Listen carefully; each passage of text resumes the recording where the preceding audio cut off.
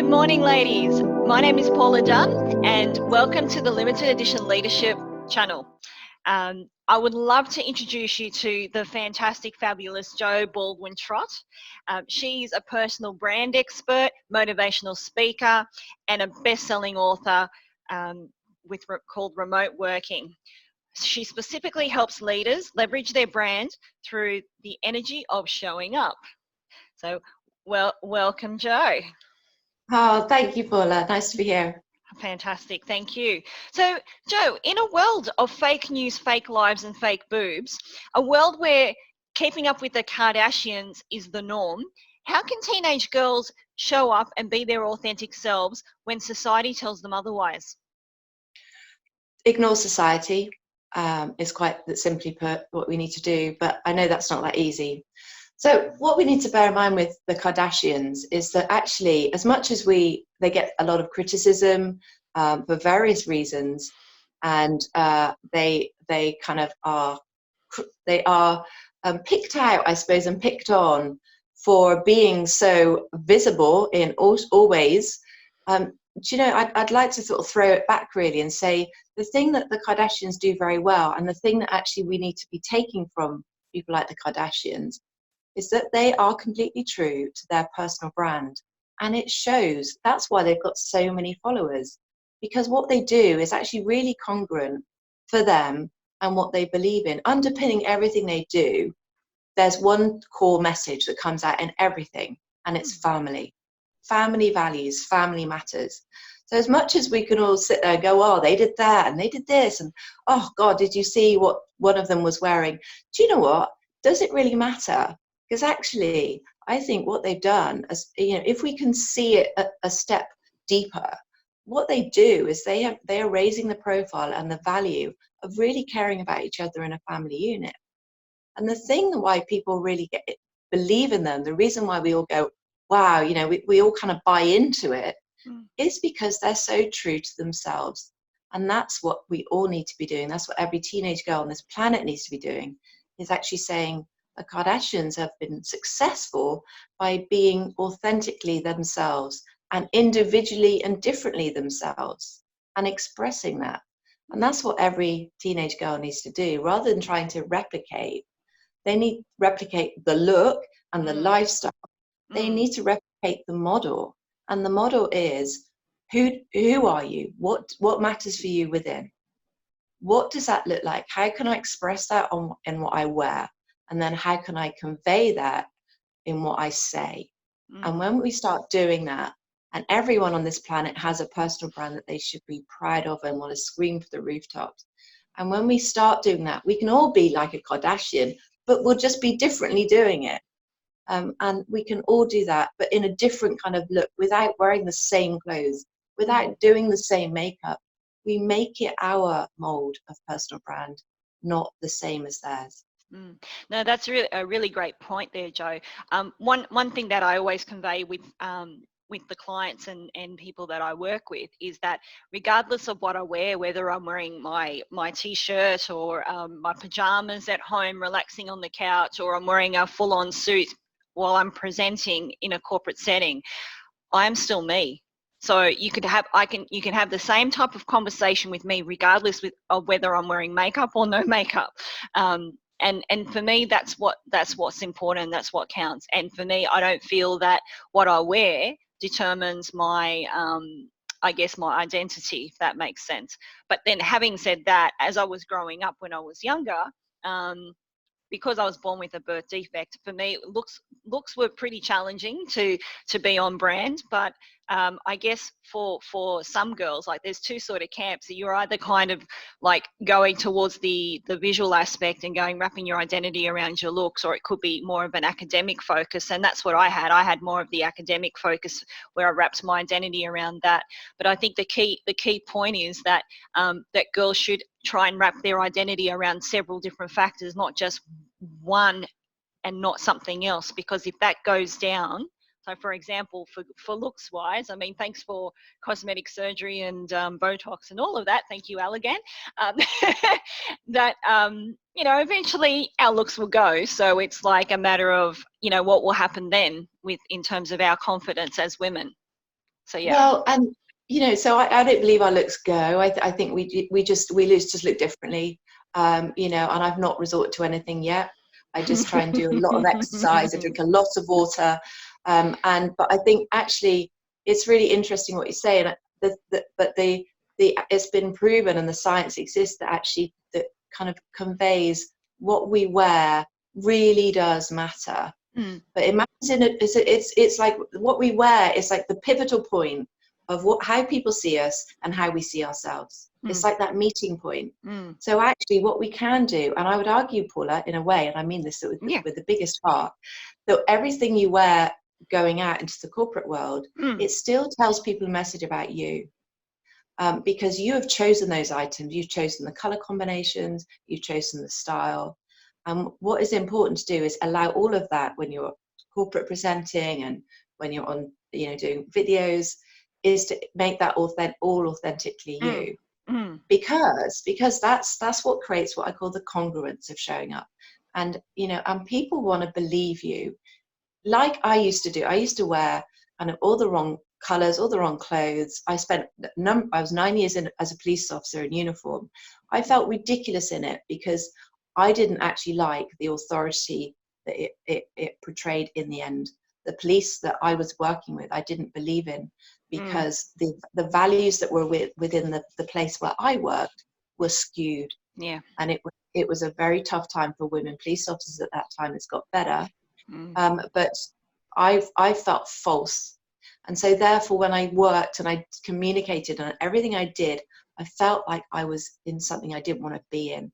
And if we do that ourselves, if we spend every day in a uniform, for example, that we don't really believe in that institution or the reason why we're wearing it, we can't relax, we can't be ourselves. So that's why it's important. And I personally think the whole school uniform should be blown out of the water. In my mind, it's an absolutely ridiculous idea, and it's one of the worst things that we do to our kids, is put them in a uniform. Why should we be wearing a uniform when being uniform is the very thing that we are not? We're all completely different.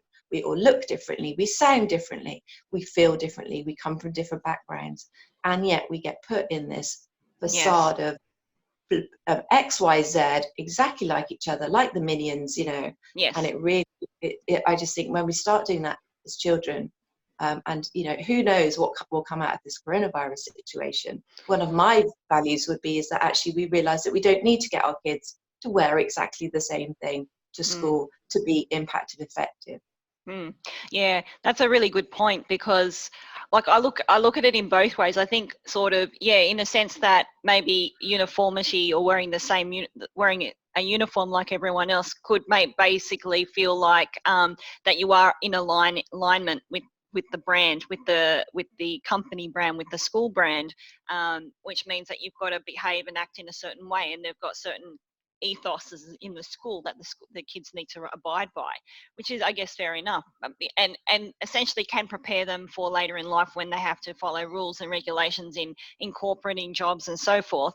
But again, it can also impact a child's individuality and the compulsion to try to fit in because it's forced, so it's sort of like, so if you don't fit into the group, or you're not wearing something, well, actually, like if you they used to, like when I was at school, like your skirt had to be a certain level, your socks had to be a certain height, and they basically would you get in trouble and be shamed for not wearing the appropriate gear. So it does kind of shame you into conforming. It does, and the interesting thing, Paul, is that it happens again and again. So most of my clients are women that live in black, and they have created their own uniform as an adult to conform in the place where they work now. Or I work with a lot of politicians, a lot of members of parliament, and they have created their own uniform so that they feel like they look the part, so others will accept them. Yeah, it's BS. I'm sorry, but it's rubbish. It's the very opposite to what we should be doing. Why, who likes wearing uniform as a kid? Like practically nobody. And yet when we're adults, what do? Again, We create our own uniform. I walk around Mayfair in London. I call them the minions of Mayfair. Thousands of guys in dark blue suits or charcoal grey with white shirts, looking boring as hell, looking bored, wearing boring clothing. And there's no individuality. And so it's really fascinating that we actually then choose to resort back to a uniform to feel like we fit in. I think it's time, it's beyond time that we realize that actually that's the last thing we're made to do. We're all here for a unique purpose. The very thing we should be doing is fitting out and saying, right, this is me. I'm going to wear a bright blue suit. I'm going to wear an orange shirt. Who gives a damn? As long as you're being respectful of your kind of your environment, of your clients as a business, and obviously within a school environment, you know, the minute you come out of your uniform, wear what is right for you, and don't necessarily think, well, just because my friends, we've all got this look. What are you doing then? If you're wearing a certain look, aren't you then creating your own uniform again within your friends? Yes. Forget it. Yeah. You can do, but make it your look rather than the look of everyone else. Because otherwise you're actually doing the very same thing that school uniform is doing, is saying, let's put you all in the pot and keep you all the same and keep you all together. The together bit I like, but the rest of it I don't, because it's saying, well, actually we are and can all look the same. And why should we do that? Yeah, no, great. It's an interesting conversation to have. So just curious, lastly, what would be your top 3 tips for teenage girls now that they're in isolation for the coronavirus, in terms of, you know, maintaining their personal brand and not, you know, because at the moment we can't even go out and go shopping or do anything. So what would you recommend that they could do to perk themselves up while they're at home? So I say get creative with your wardrobe. Okay, so open the doors of your wardrobe, and instead of going for the same olds, ignore the same olds, leave them now, put them to a side, and go for the things that you wouldn't normally wear. You know, we feel comfortable at home, right? You could start really being more inventive with color, with style, and creating a look, and start doing some kind of, obviously with your parents' permission and everything else, but start doing some like little promo videos of something. So think about what really matters to you. So it could be something like, it could be looking after your hair, you know, making sure your hair is really healthy. It could be cooking like some really cool kind of Mexican dish. I don't know, whatever it is. And think to yourself, well, actually, if I had a TV show, what would I do? And just share it with your friends carefully and make sure, you know, obviously that is happening. But why not start your own brand of being you? But it has to start from you and your message, and think, well, what really matters to me? And what could I write a book about? You know, why not think, well, I could write a book about something. Everyone can write a book. Everyone has passion, but make it your unique voice and say, well, actually, what could I really delve into, and what do I feel really strongly about? And do that. And also, so part of what I do is to do with color, and try and get everyone out of black, Paula. We need to have this discussion off air. Because I used to wear a lot of black, right? And actually, black suits very few skin tones. Look, how different do I look now? Okay. Yeah, no. I used to wear black all the time, like so many people. It suits very few skin tones. I've got an expertise in color and color analysis for the skin tone. So I would say find a red, get some red going on. Obviously, I've got red on anyway.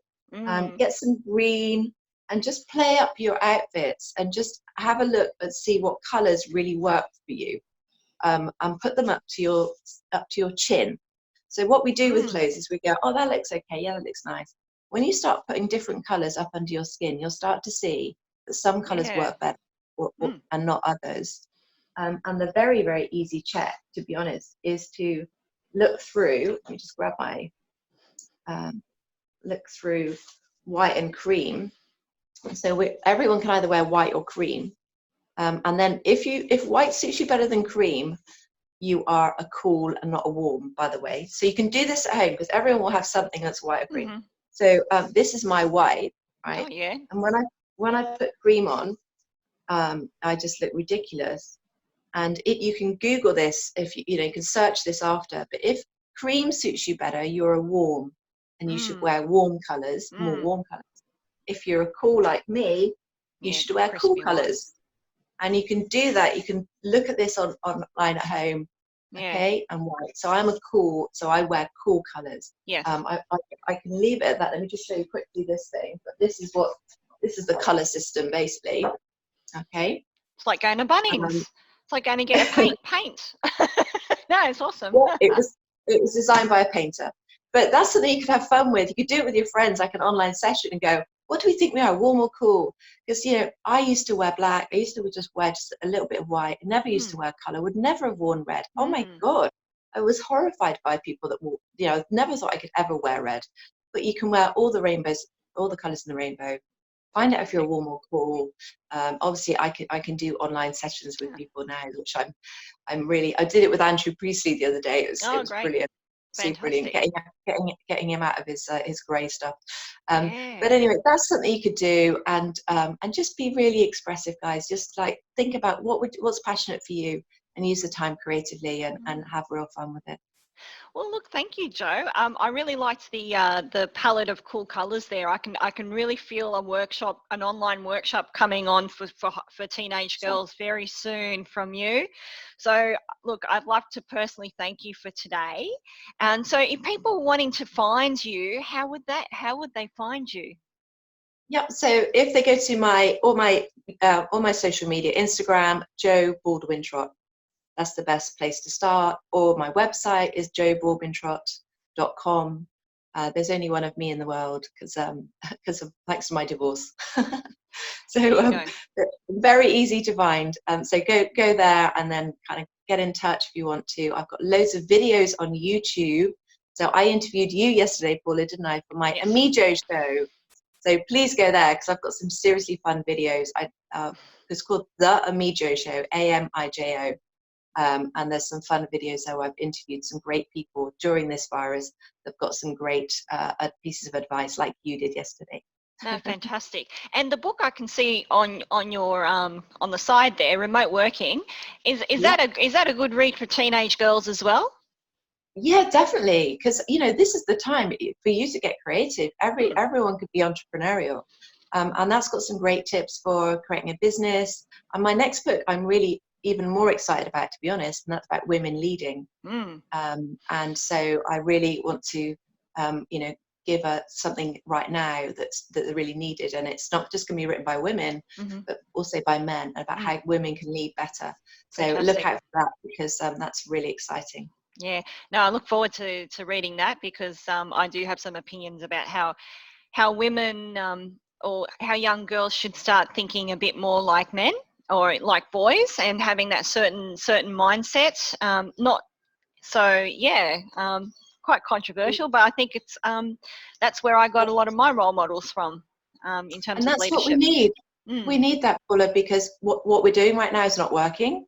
No. So in the UK, it's going to take another 50 years to get 50-50 parliament in the UK. That is not good enough. Yeah. We can't wait that long. So therefore, we need to be different. We need to be controversial. And yeah, you're going to write in the book too, aren't you? Oh, yes. Excellent. Excellent. That's so exciting. That's lovely. So thank you so much for your time and appreciate it, and have an awesome day. Thank you. Thank you.